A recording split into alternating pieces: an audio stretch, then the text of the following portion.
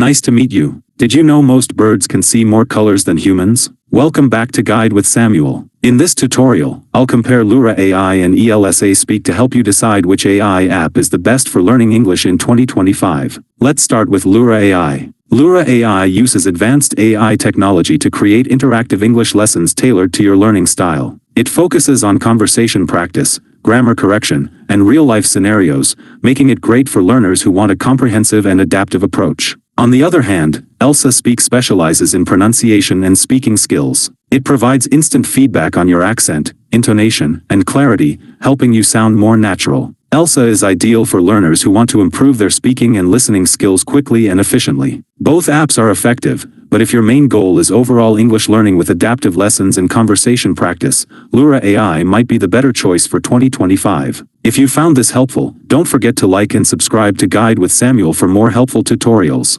Thanks for watching.